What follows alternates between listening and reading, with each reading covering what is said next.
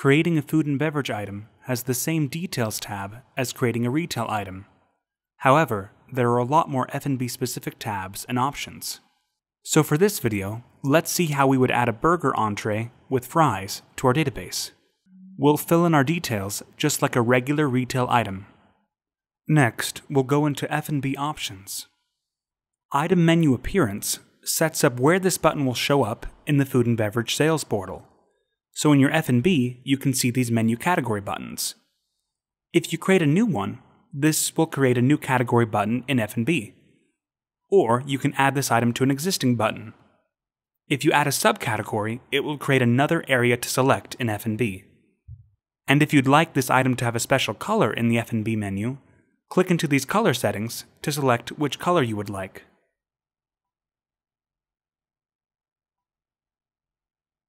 If the item you're creating is a side dish, check this box. Otherwise, you can select the number of sides this meal has, and whether this meal includes soup, salad, or both. In our case, we just want our burger to have fries as a side. Item printing behavior changes where this particular item will be printed. If you don't want this sent to the kitchen printer, toggle this on. Or if you don't want this item printed on customer receipts. If you have two different printers for your kitchen, a hot and a cold, select which printer this item will be sent to. This printer priority depends on what order you would like food sent to the kitchen and prepared for your customers, with first being the highest priority. Meal courses are where you can set what course this item is in. The options available here can be changed with the Meal Courses button on this same page. So if it's a drink, it could be a 0, since that's given first.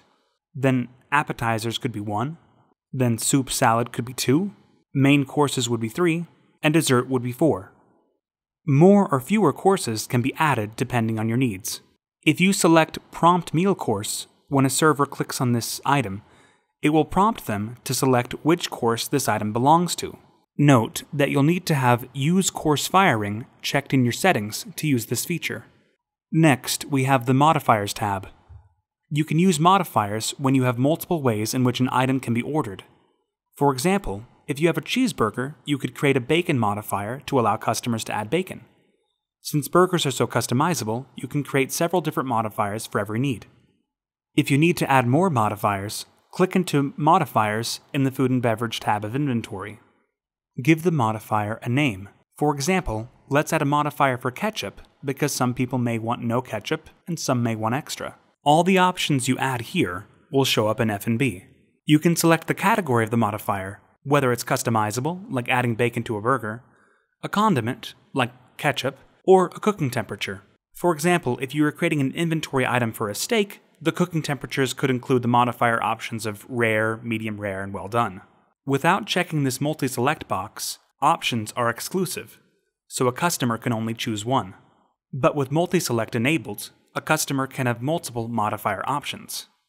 If Required is checked, then in F&B the item will show up in red until the employee selects the required modifiers, and they will be unable to send the item to the kitchen. Click Add Modifier to save that modifier. Now that you've created modifiers, let's go back to the item we were working on. Click into the Modifiers tab, and then click on the drop-down of modifiers available. You can reorder these modifiers as needed, as well as edit that default modifier by clicking on the modifier name. So in our ketchup example, we'll change the default ketchup to regular ketchup. Next, we'll add our sides. Decide how many sides an order has by clicking on the down arrow for the number of sides. If you need to create a side from scratch, you'll need to create other F&B items for that side, and then mark the Item as a Side Dish checkbox. Once you have some sides created, they'll show up in the Sides tab. You can decide which sides customers can order or not by toggling availability. By default, everything is turned on. Turning off availability will remove these options in F&B. When a customer orders this item, the defaults will be the sides that will apply automatically.